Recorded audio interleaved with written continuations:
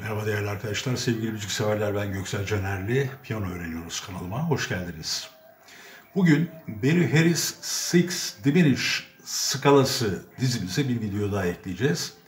Bir egzersiz videosu. Ne yapacağız? Skalayı melodik olarak ve harmonik olarak 12 sesle de çalışacağız. Ve harmonik hareketi içselleştirecek bir çalışma olacak bu. Şimdi anlatacağım nasıl olduğunu. Hemen geçmiş videolarımızdan hatırlamaya çalışalım. Barry Harris Six Diminished skalasını.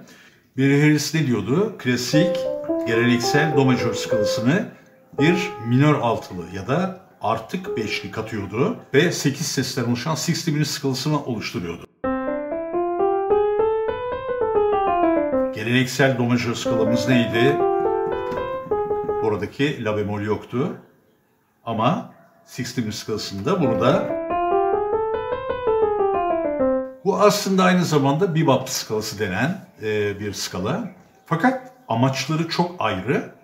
Barry Harris bu skalayı öğretisini öğrencilerine aktarmak için kullanıyordu. Bir araç olarak kullanıyordu. Şimdi yapacağımız egzersize gelelim. Harmonik olarak akorların skalasını nasıl çıkarıyorduk? Six Diminished skalasında.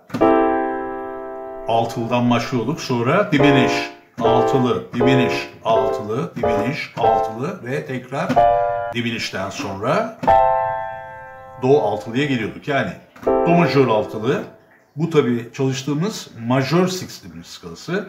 Do majör altılı, re diminish, do majör altılı, re diminish, do majör altılı, re diminish, do majör altılı, re diminish ve tekrar geliyorduk. Harmonik olarak, melodik olarak da bu şekilde yapıyorduk. Şimdi alıştırmamızda contrary motion denen ters hareket çalışacağız. Yani skalayı bu şekilde çıkarken ama harmonik olarak çıkacağız. Göstereceğim şimdi. Sol elimizle de ineceğiz. Şimdi harmonik olarak çıkmak skalayı biraz evvel gösterdiğim gibi bu şekilde ama egzersizimizde 4 adım atacağız. Ve her adımda bu iki akordan birer tane ses alacağız. Bakın ilk önce altılı ile başlayacağım. Do'yu aldım. İkinci adımda re'yi aldım bir tane. Üçüncü adımda do altı akorundan 2 tane ses aldım. Sonra üçüncü adımda diminish, re diminish'ten 2 tane aldım. 2. Sonra do'dan 3 tane aldım. Yani bunu yaptım. Fa'da yaparsam bunu, si bemolde yaparsam, mi bemol, la bemol, re bemol. Bu şekilde hepsini yapıyoruz. Şimdi her iki elle nasıl yapacağız ona bakalım egzersizde.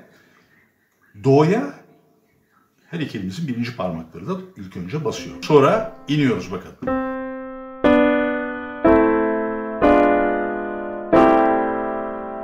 İlk önce bu basıyor, sonra diminish'ten ses, sonra la minör basıyoruz, sonra re diminish tekrar, ikinci immersion'ı, ondan sonra sağ elimiz triad basarken, do triad, do üçlü akoru basarken, sol elimiz do altılı, do majör altılı akorunun sol ve la'sını yani beşinci ve altıncı sesini çalıyor.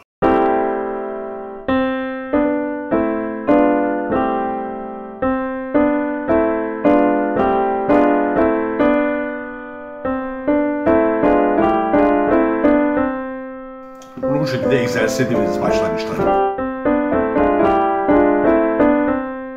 Bunu yaptıktan sonra şimdi burada do'dan başlayıp 1, 2, 3, 4 adım attıktan sonra en sol ve en sağdaki sesi, ki bunlar aynı sesler, ters yönlere doğru yarımşar ses hareket ettiriyoruz ve bu büyüleyici caz harmonisi ortaya çıkıyor. Bu bir geçiş, passing chord. Passing chord dedikleri geçiş akoru. Nereye geçiş? Do majördeydik. Do majörden fa majöre geçeceğiz.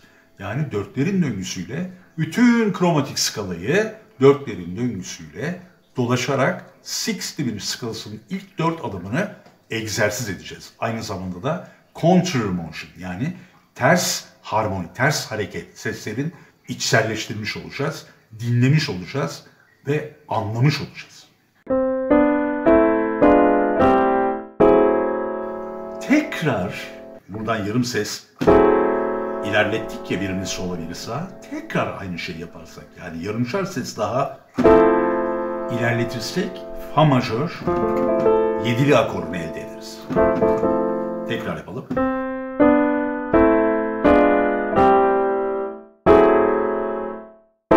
Majör 7'liye geldik. Fa majör 7'liye. Buradan sonra kaldırıyoruz elimizi ve do majörle yaptığımız aynısını fa majörle yapıyoruz. Aynı şeyi bakın.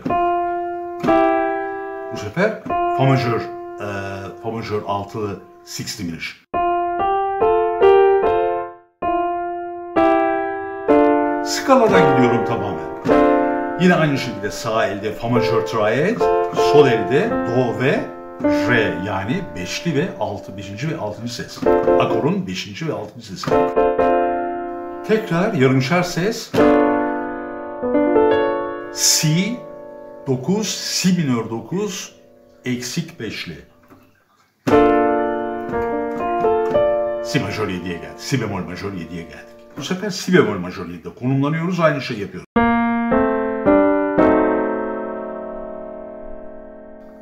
Burada birinci parmağımızı şurada si bemolde tutarsak bu triad'i daha rahat yaparız.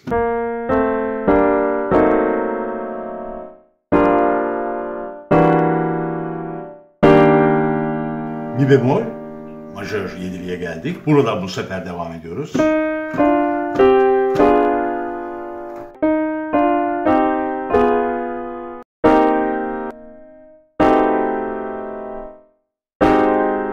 La bemol majör.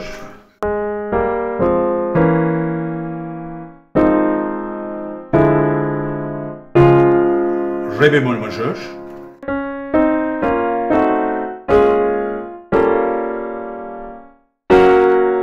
Fa diyez.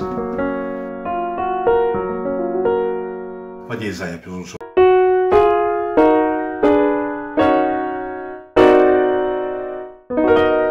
Si.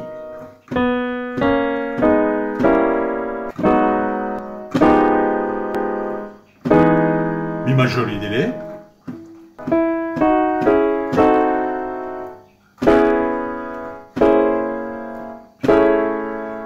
La majör 7'li.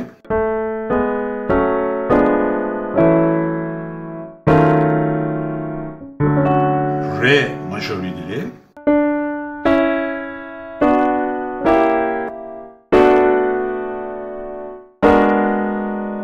Sol majör 7'li. Ve son olarak da sol majörden gidiyoruz.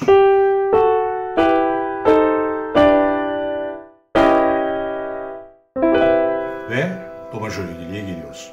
Ve böylece bu egzersizle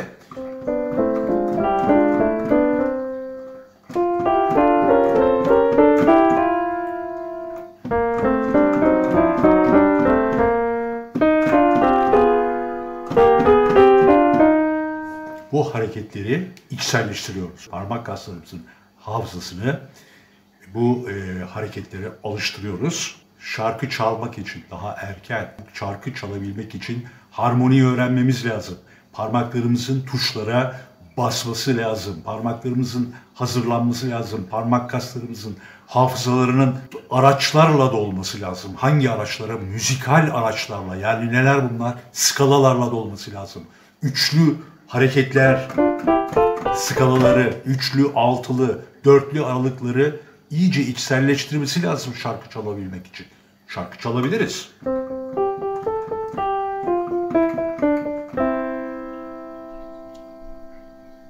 Araçlarımızı almadan, cebimize koymadan, arabamızın bagajına araçları koymadan işe gidemeyiz. İlk önce araçlarımızı koyacağız. O araçları kullanmayı öğreneceğiz. Ondan sonra artık işimiz neyse o araçlarla onu yapacağız. Sadece bu mu var? Hayır. Bu sadece majör 6 diminuş skalasıyla yapılan bir egzersiz. Daha bunun minörü var, dominantları var. Farklı farklı derecelerden yapılacak olanlar var.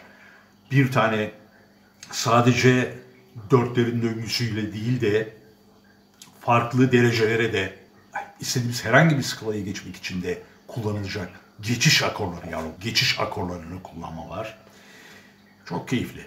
Caz müziği çok keyifli arkadaşlar. Bol bol dinleyin. Bol bol dinleyin. Caz müziği dinleyin. Bakın, caz müziği insanın gençleştirir. İnsana huzur verir. Müzik bilgisini geliştirir. Harmoni yetilerini geliştirir. Ne mi dinleyeceksiniz? O kadar çok şey var ki. Ben caz müziği dinlemek istiyorum ama nereden başlayacağımı bilmiyorum diyen arkadaş varsa hemen yorumlara yazsın. Ben çok güzel örnekler veririm. Çok güzel başlangıç yerleri veririm. Evet, bugünkü videomuzda bu kadar. Tekrar iyi seneler diliyorum herkese. Sağlık ve huzurla geçen bir sene olsun. Sevdiklerinizle ve her şey gönlünüzce olsun. Hoşça kalın.